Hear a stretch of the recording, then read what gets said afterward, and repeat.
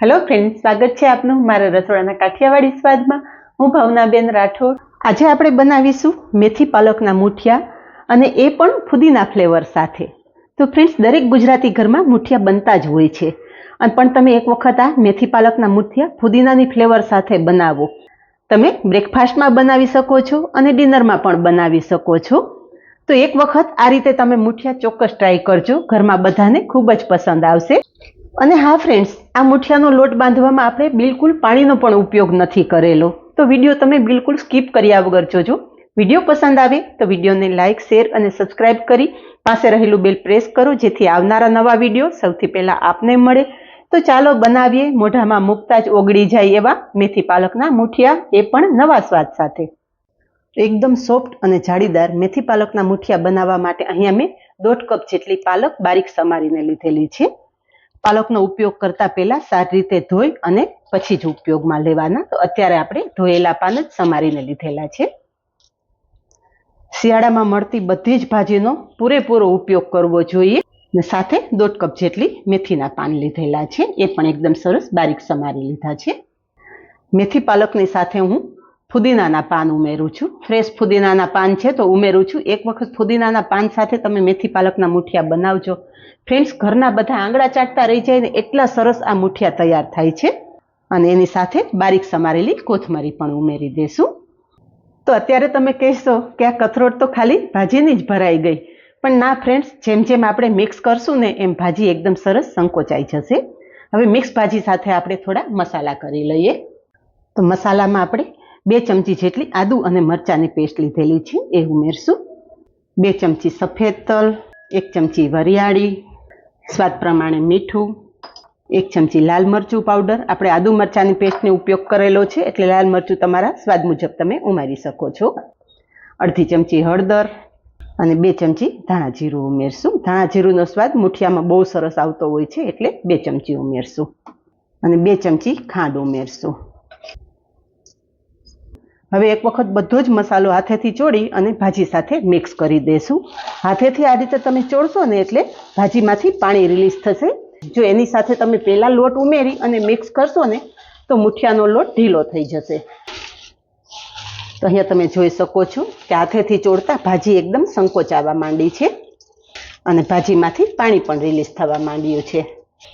આ રીતે કરશો ને એટલે મુઠિયા એક સરખા સ્વાદના થશે। તો અહીંયા બધું જ એકદમ સારી રીતે મિક્સ કરી લીધું છે। ભાજી સાથે લોટ ઉમેરશું। તો અહીંયા મેં 1 કપ જુવારનો લોટ લીધેલો છે। જુવારનો લોટ ગ્લુટન ફ્રી હોવાથી હેલ્થ માટે પણ સારો છે અને સ્વાદમાં પણ મુઠિયા બહુ સરસ થશે। એની સાથે જ 1 કપ જેટલો મકાઈનો લોટ લીધેલો છે। મકાઈનો લોટ શરીરને ગરમાવો આપશે અને મુઠિયા સોફ્ટ બનાવવામાં મદદ કરશે। 4 ચમચી જેટલો ઘઉંનો જાડો લોટ લીધો છે, જે આપણે ભાખરી માટે ઉપયોગમાં લઈએ છીએ એ જ લોટનો ઉપયોગ કરેલો છે, અને 4 ચમચી જેટલો ચણાનો લોટ ઉમેરશું। અને મારી પાસે 1 કપ જેટલા વધેલા ભાત છે તો ભાત ઉમેરશું। ભાતથી પણ મુઠિયા એકદમ સરસ સોફ્ટ થાય છે। હોય તો ઉમેરજો, ના હોય તો સ્કીપ કરી શકો છો।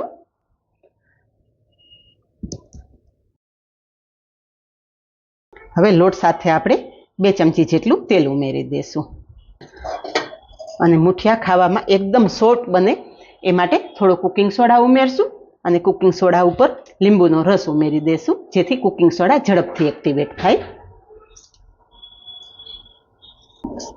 બધો જ મસાલો થઈ ગયો છે। હાથેથી ચોળી અને લોટ આપણે ભાજી સાથે મિક્સ કરી લેશું।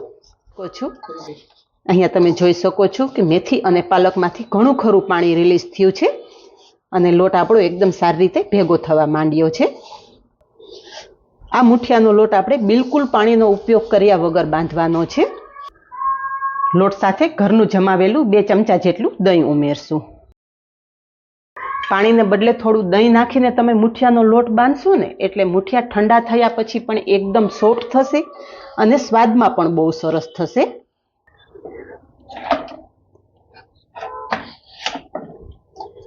અહીંયા મુઠિયાનો લોટ બાંધી લીધો છે। વધારે 1 ચમચી દહીંની જરૂર પડેલી, 1 ચમચી વધારે દહીં ઉમેરી અને આ રીતે મેં મીડિયમ સોફ્ટ એવો મુઠિયાનો લોટ બાંધી લીધો છે। હવે મીડિયમ સાઇઝના મુઠિયા તૈયાર કરશું। મુઠિયા એકદમ હળવા હાથે બનાવવાના। મુઠિયા બનાવવામાં હાથને બિલકુલ પ્રેશર નહીં આપવાનું। હળવા હાથે મુઠિયા બનાવશો ને એટલે અંદર જાળીવાળા મુઠિયા તૈયાર થશે. અને મુઠિયા બનાવો ને એટલે એમાં તમારે મુઠિયા સ્ટીમ કરવાના હોય ને એમાં પાણી ગરમ કરવા મૂકી દેવાનું. તો અહીંયા મેં ઢોકળિયામાં ઓલરેડી પાણી ગરમ કરવા મૂકી જ દીધું છે. હવે આપણે આ રીતે બંને હાથે મને ફાવે છે એટલે હું બંને હાથે આ રીતે પોલા હાથે મુઠિયા બનાવી અને સ્ટીમ કરવા મૂકી દઉં છું. તમને જે રીતે ફાવે એ રીતે તમારે મુઠિયા સ્ટીમ કરવા મૂકી દેવાના. આ રીતે તમને મુઠ્ઠી વાળી અને મુઠિયા બનાવતા ના ફાવે તો તમે રોલ કરીને પણ આ મુઠિયા બનાવી શકો છો. મુઠિયા આ રીતે છૂટા છૂટા સ્ટીમ કરવા મૂકવાના. તો આ જ રીતે આપણે બધા જ મુઠિયા સ્ટીમ કરવા મૂકી દઈશું. અહીંયા બધા જ મુઠિયા સ્ટીમ કરવા મૂકી દીધા છે. ગેસની ફ્લેમ ફાસ્ટ રાખશું અને 30 મિનિટ સુધી આપણે મુઠિયા બાફી લેશું. મુઠિયા સ્ટીમ કરવા મૂક્યાને 30 મિનિટ થઈ ગઈ છે. એક વખત ચેક કરી લઈએ. અહીંયા તમે જોઈ શકો છો કે મુઠિયા ફૂલી અને ડબલ સાઇઝ થઈ ગઈ છે. ટૂથપીક નાખી અને ચેક કરશું. તો અહીંયા તમે જુઓ કે ટૂથપીક એકદમ ક્લીન બહાર આવે છે. મીન્સ કે આ મુઠિયા એકદમ સરસ બફાઈ ગયા છે. ગેસની ફ્લેમ બંધ કરી દેશું. મુઠિયા થોડા ઠંડા થાય પછી આપણે બહાર કાઢશું. અહીંયા મુઠિયા થોડા ઠંડા થઈ ગયા છે તો એક પ્લેટમાં કાઢી લેશું.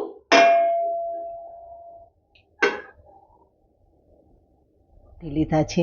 આ મુઠિયામાં જો તમારે વઘાર ના કરવો હોય ને તો સિંગ તેલ સાથે આ મુઠિયા બહુ સરસ લાગે છે. મારા દીકરાને તો સિંગ તેલ સાથે જ આ મુઠિયા ભાવે છે. આજે આપણે વઘાર પણ કરશું. તો મુઠિયાના મીડિયમ સાઇઝના પીસ કરી લેશું.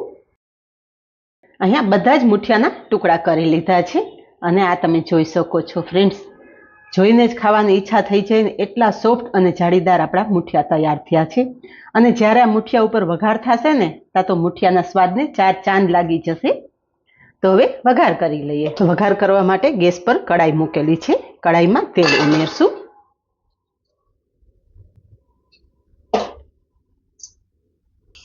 તેલ ગરમ થતાં 1 ચમચી રાઈ ઉમેરશું અને અડધી ચમચી સૂકી મેથી ઉમેરશું. મુઠિયાના વઘારમાં હંમેશા રાઈ અને મેથીનો જ ઉપયોગ થાય છે. પણ જો તમને મેથીનો સ્વાદ પસંદ ના હોય તો એકલી રાઈ અને તલ ઉમેરીને પણ તમે આ મુઠિયાનો વઘાર કરી શકો છો. સાથે આપણે 2 ચમચી સફેદ તલ પણ ઉમેરી દઈશું. વઘાર એકદમ સારી રીતે કકડાવી લેશું.